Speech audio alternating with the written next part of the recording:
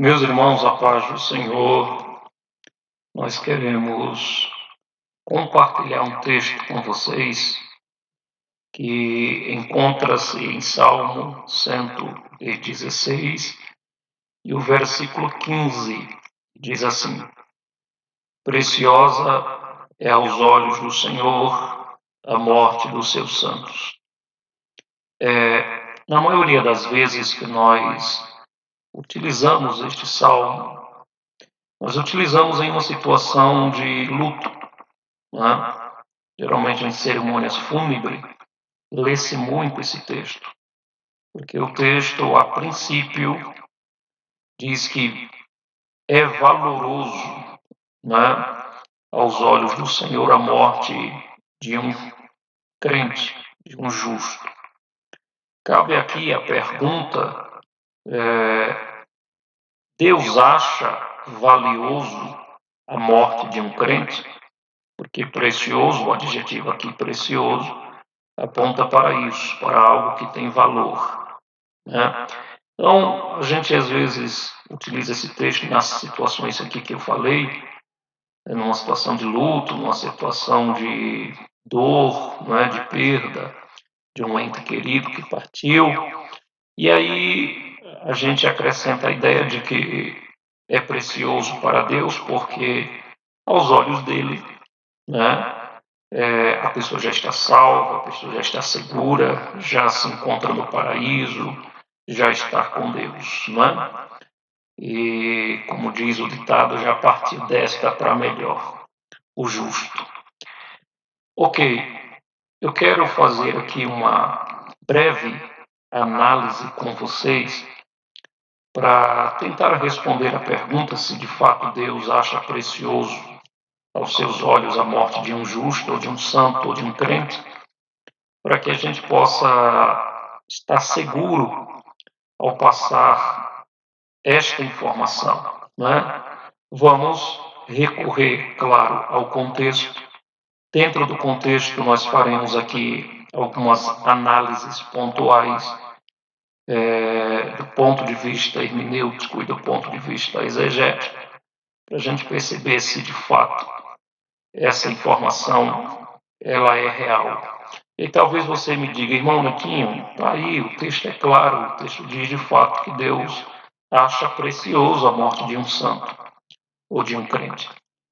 Ok, mas nós precisamos fazer o uso do contexto e também, na medida do possível, analisar algumas expressões à luz do hebraico, né? Que é o texto hebraico aqui, é a língua do Antigo Testamento, e procurarmos definir algumas expressões de acordo com este contexto.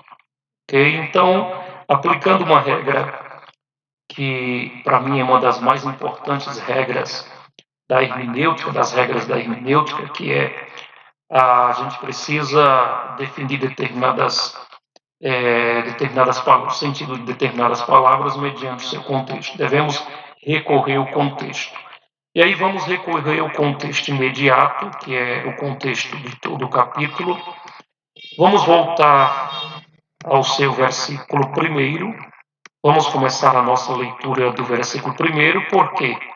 Porque não se pode fazer análise, não se pode definir alguma proposição, ideia, doutrina, conceito, isolando-se no versículo. Nós precisamos ver esta declaração de que preciosa é a morte, preciosa aos olhos de Deus a morte de um dos seus santos. Então nós precisamos analisar essa expressão dentro do seu contexto, não é? Então, em primeiro lugar, é importante dizer que este salmo é um salmo de gratidão. O salmista louva ao Senhor por uma libertação, por uma salvação de uma situação particular. Esse é um salmo de ações de graça. O salmista está louvando Deus por uma libertação, por uma salvação.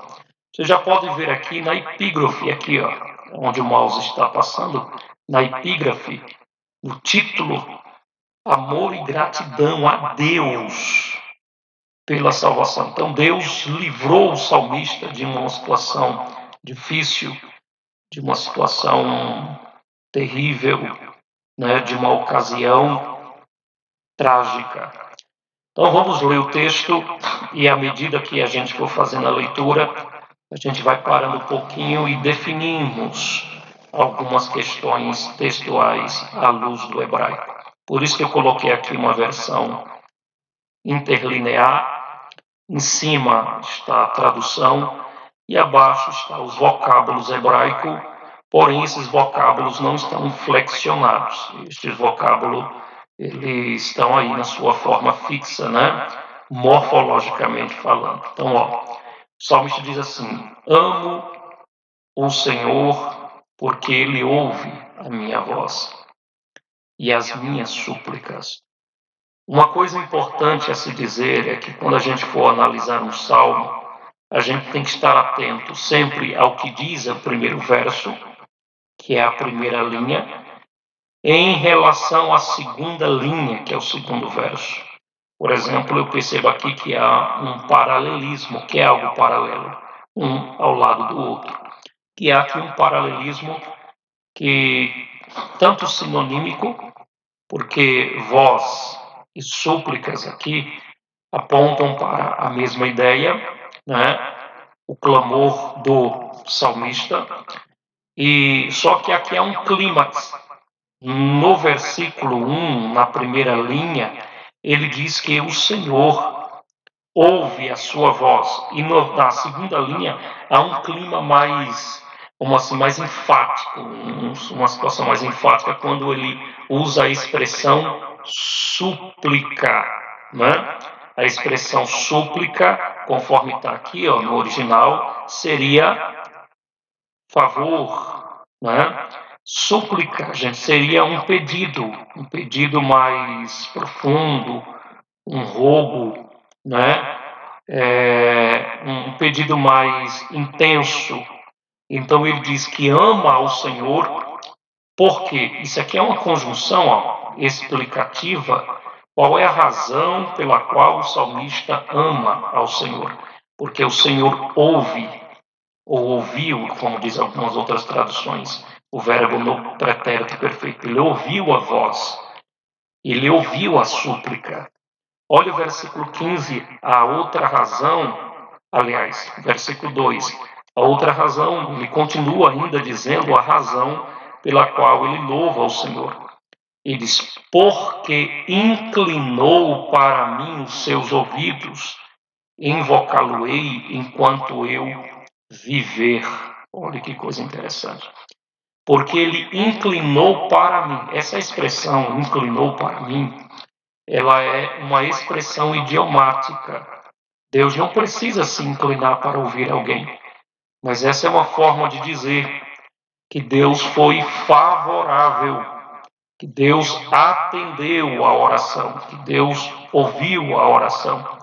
E ele disse assim, porque inclinou para mim os seus ouvidos. Além disso, há também aqui o que nós chamamos de antropomorfismo. Deus não tem ouvidos. Deus não precisa de um aparelho auditivo para poder escutar a oração de alguém. Deus é espírito. Então aqui é uma linguagem antropomórfica, ou seja, Deus é descrito mediante a linguagem humana, linguagem física. Então, porque ele inclinou-se para mim, invocá-lo-ei enquanto eu viver, né? Aqui nós temos uma palavra que eu acredito ser muito importante, porque ela é muito coerente ao contexto do Salmo, que é o verbo nassar. Nassar aqui é clamar, né? Aliás, natar, né? Natar, estender, estirmar, inclinar, ouvir, abaixar. Aliás, eu me confundi, gente. Aqui é a ideia de inclinar-se para ver, né? Que corresponde a esse essa expressão aqui, porque inclinou para mim. É essa expressão aqui, cará. Cará é uma expressão que significa clamar, recitar, gritar. Eu gosto dessa expressão gritar. Por quê? Porque ela sugere uma expressão de pedido urgente, de um pedido de socorro urgente. O salmista, quando ele diz que Deus se inclinou para ele, e a expressão hebraica é nassá, inclinou para ver, né? Reclinou sobre algo, e como eu expliquei, é apenas um idiotismo hebraico, uma forma de dizer que Deus foi favorável, que Deus escutou as suas orações, porque isso aqui você vai encontrar em quase todo o Antigo Testamento, essa expressão, né? Essa forma de dizer, essa expressão idiomática.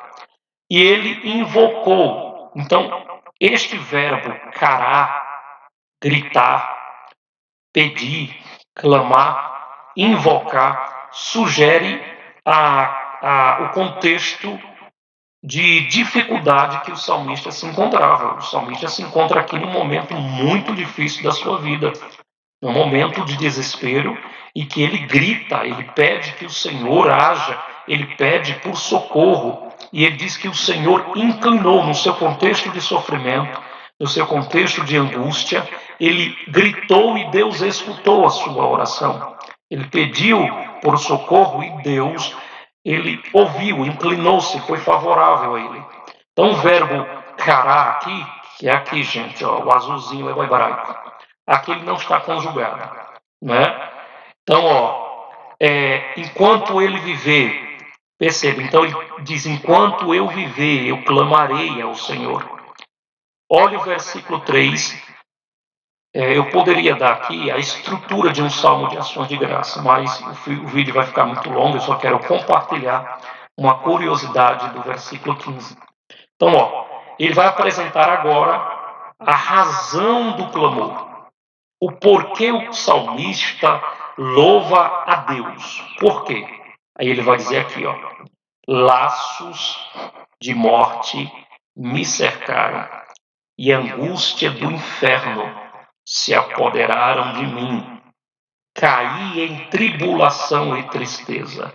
O versículo 3 em diante vai deixar bem claro qual é o contexto em que o salmista encontra-se.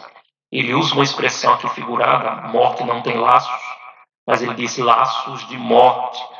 Essa expressão revel está aqui, revel, da ideia de um cordão, de uma corda, né? Mas eu gosto de uma definição aqui que cabe ao contexto, que é exatamente essa segunda aqui, dor, tristeza, dores de parto, pontada. Então é provável que a expressão laços de morte aqui corresponda a dores de morte, sentimentos de morte, tomaram conta do salmista. E a angústia do inferno se apoderaram de mim, caí em tribulação e tristeza. Então o salmista está aqui num contexto de sofrimento, tristeza e tribulação tão grande, né, que ele sente aí as dores da morte, né, a presença da morte. Não fiz uma pesquisa para saber exatamente o motivo desse sofrimento, se ele estava correndo perigo, ameaçado de morte, ele estava sendo perseguido. Né? Fato é, ele se encontra num momento muito delicado emocionalmente aqui. Mas eu quero chamar a atenção de vocês para essas duas palavras aqui, morte e inferno. Essa expressão, essa primeira linha, laços de morte me cercaram, ela é semelhante à segunda linha, e a angústia do inferno se apoderaram de mim. Por quê? Porque a palavra inferno no hebraico é essa palavra aqui, no azulzinho, Sheol. Sheol, tá aqui. Sheol, gente, tem duas definições no hebraico. A primeira definição corresponde à sepultura. Sim, sepultura, cova, tá aqui, cova, sepultura. Porém, Sheol também era a expressão usada pelos povos no Antigo Testamento para se referir ao mundo inferior dos mortos, ao lugar em que os mortos se encontram depois, ou para onde vão depois da morte. Mas inferno aqui não significa o mundo dos mortos. Não. Inferno aqui significa sepultura. Tanto inferno quanto morte aqui são termos de sentidos semelhantes. Ou seja, aqui corresponde à morte, à sepultura, à cova. Então ele diz: laços de morte me secaram. E angústia do inferno, ou angústias do Sheol, ou angústia da cova, ou angústia de morte também. Então, inferno aqui não significa, não tem o sentido de mundo dos mortos, mas inferno aqui tem o sentido de sepultura. Nós temos um texto no Novo Testamento que tem esse mesmo sentido, que é Mateus capítulo 16, versículo 18, onde Jesus fala sobre as portas do inferno. As portas do inferno ali não é o inferno Hades, no grego Hades, não é o inferno enquanto região dos mortos, lugar da habitação depois da morte das almas. Não, ali também é sepultura. Jesus está dizendo que as portas da morte, da sepultura, não impediria o progresso da igreja, não fecharia as portas da igreja, certo? Até porque inferno não tem porta, a julgar que é um lugar espiritual. Então, e ele diz aqui no versículo 3 que ele se encontra, gente, nesse estado aqui de tribulação terrível, sentimentos de morte, sentimento de luto que tomou conta dele.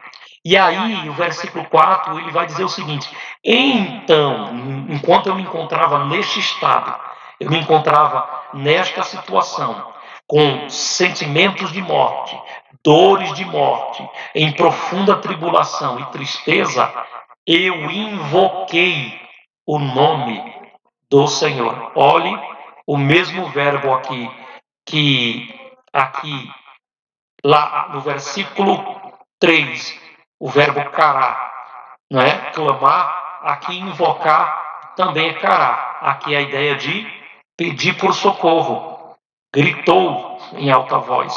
Então ele invocou o nome de Adonai, ou de Yahvé, e o Senhor livrou a sua alma.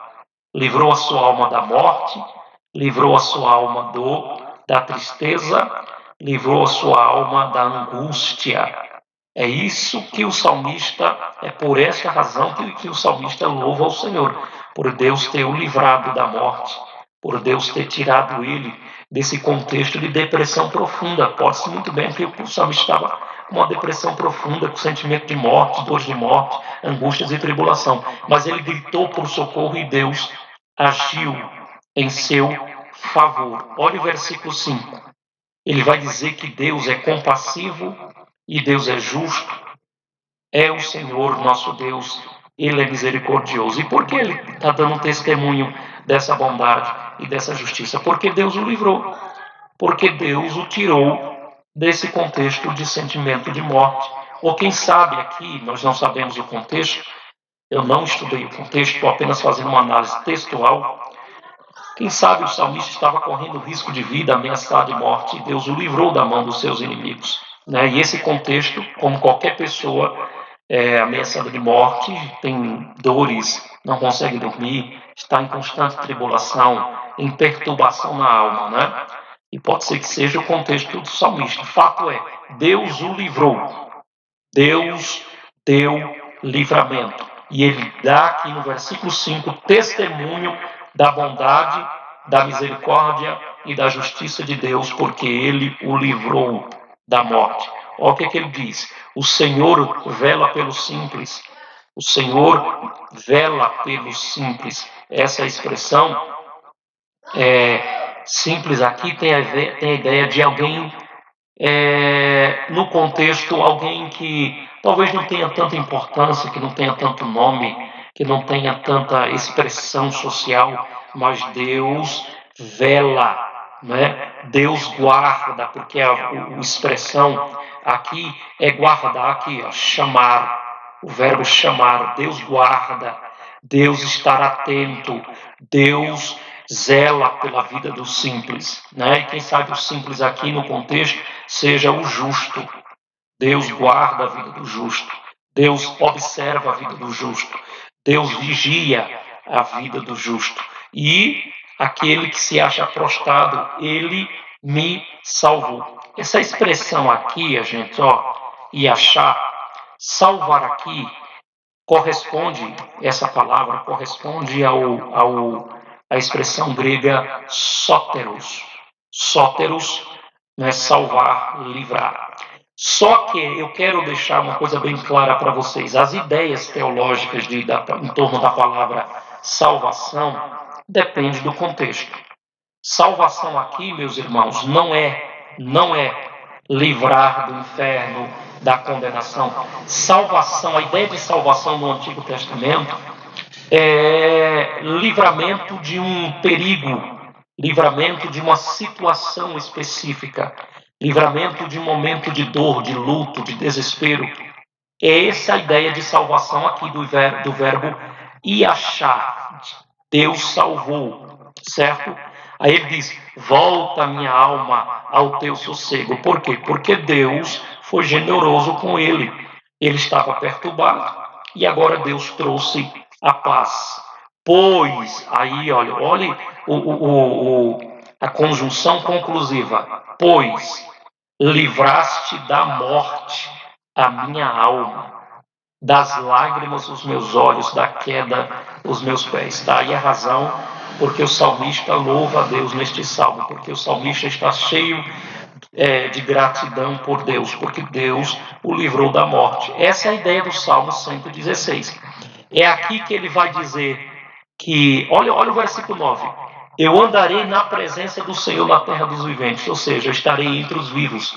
Eu estava ameaçado de morte, eu estava correndo risco de morte, tristeza e tribulação se apoderaram de mim, mas eu vou andar entre os viventes porque Deus livrou-me da morte.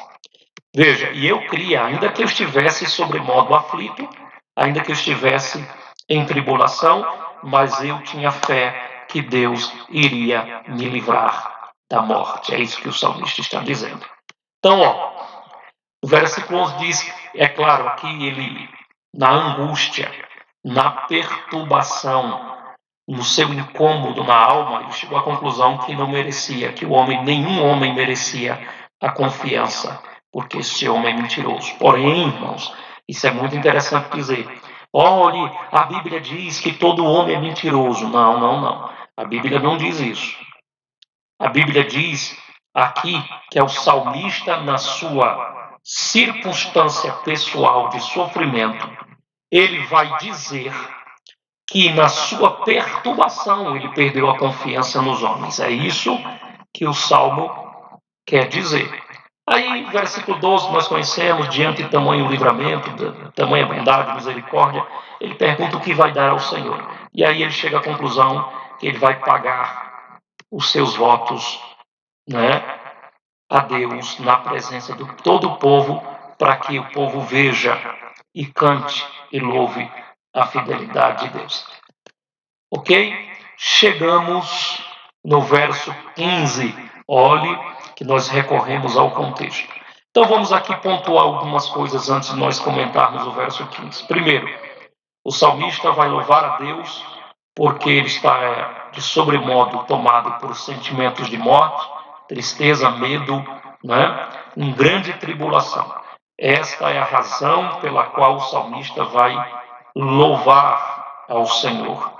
Então o salmista quer livramento e Deus deu livramento. Deus atendeu ao salmista.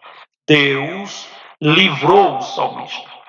Quando chegamos no verso 15, parece que o verso 15 contradiz tudo que o salmista vem dizendo desde o versículo 1. Ora, se a morte de um justo ou de um santo é preciosa aos olhos do Senhor, por que o salmista estava tão perturbado? Por que o salmista estava tão angustiado, com medo de morrer? Meus queridos irmãos, a morte não é projeto de Deus. Nunca foi e nunca será. Deus nunca vai ter prazer na morte de um dos seus santos. A morte é contrária ao projeto de salvar, ao projeto de vida. A morte é consequência do pecado. A morte é resultado da maldição adâmica. Deus não tem prazer, não, na morte de ninguém. Deus, ele ama a vida, ele é o Deus da vida. Então, irmão Netinho, por que o salmista diz aqui que Deus, ele dá um grande valor à morte de um justo? Meus queridos, a primeira coisa que nós temos que fazer é analisar esse texto, essa expressão preciosa aqui, dentro do contexto. Dentro do contexto não cabe, é incoerente. O sentido precioso no sentido de valoroso, olha, eu vou colocar aqui a definição. Valoroso não cabe. Algo de grande valor, estimado, importante, precioso, raro, não cabe no contexto. Eu vou passar o dicionário para vocês verem qual é a palavra que se enquadra mais no contexto. Agora sim. Essa aqui, ó, custoso. Esta palavra, sem dúvida alguma, é a palavra que se enquadra mais no contexto do Salmo, porque o Salmo vem falando de um sofrimento, de um medo, de uma agonia, o Salmo vem falando de uma tristeza, o Salmo vem falando de um sentimento de morte, e que traz todo esse turbilhão de sensações ruins no salmista. É essa a ideia. Então Deus vendo isso, porque o salmista diz que Deus vela, que Deus guarda e livra da morte. Se é precioso, para que livrar? Não tem coerência. Essa palavra preciosa aqui deve ser que é o verbo iakav. Essa expressão iakar, na verdade, iakar, essa expressão aqui precisa ser analisada dentro do contexto. E dentro do contexto a morte não é nada de preciosa. O salmista, na verdade, está pedindo a Deus para que Deus o livre dessa morte. O sentimento ruim que ele está sentindo é por causa da morte. Deus foi lá e livrou. Então, seria agora ele incoerente dizer Deus acha precioso. Então, por que você pediu para Deus livrar? Então, essa palavra aqui significa pesar, custoso. Literalmente, sabe o que o verso corretamente poderia ser traduzido? Deus olha com pesar a morte dos seus santos. Deus olha com tristeza a morte dos seus santos. É isso aí. Esse é o sentido exato do texto. Aí você diz, irmão, né, que ficou complicado porque eu não tenho conhecimento do hebraico para analisar a palavra dentro do contexto. Bom, você tem duas opções. Primeira, no texto. O contexto define o sentido da palavra. O contexto é que vai definir. Segundo, você tem esse recurso aqui, ó. Você tem o recurso, e eu já falei isso para vocês, para as duas turmas de teologia. Se eu não tenho conhecimento da Bíblia na sua língua original, eu tenho que ter algumas versões que me auxiliem. Ó, eu tenho 3 versões aqui paralelas. Elas estão paralelas. Eu tenho a Almeida Corrigida Fiel, eu tenho a NVI e eu tenho a ARA, Almeida Revista Atualizada. Veja, na Revista Corrigida Fiel, diz preciosa. Agora, olha a NVI, que é uma versão segura, uma versão autêntica. Ela é mais atual. Essa versão aqui, gente, é uma versão antiga. Essa versão NVI, King James, a versão NVT, NTLH, são versões recentes que atualizaram o texto de forma mais correta. Olha aqui, ó. Olha como é que diz a NVI. O Senhor vê com pesar. E o que é pesar? Tristeza. O Senhor vê com tristeza a morte dos seus fiéis. Esse é o sentido original, de acordo com o contexto. Deixa eu colocar aqui para a gente encerrar o vídeo. Eu queria compartilhar essa informação com vocês. Colocar na NTLH. Ó, o Senhor Deus sente pesar quando vê morrerem os que são fiéis a Ele. O que é pesar? Tristeza. E essa informação aqui, versículo 15, nessa versão NVI e NTLH, são versões modernas, versões que atualizaram corretamente o texto, é mais coerente ao que o salmista vem dizendo desde o versículo 1. Do versículo 1 até o versículo 15, gente, o salmista está louvando a Deus porque Deus o livrou da morte. E aí ele conclui que Deus vê com pesar, por isso que Deus o livrou. Além dele ser misericordioso, além de ser bom e justo, dele ser bom e justo, ele também vê com tristeza, ele não quer a morte dos seus justos, não quer. A morte é contrária à natureza de Deus. Amém? Deus abençoe a vocês e eu espero ter contribuído mais uma vez para o crescimento de vocês, crescimento hermenêutico, crescimento exegético. Deus abençoe.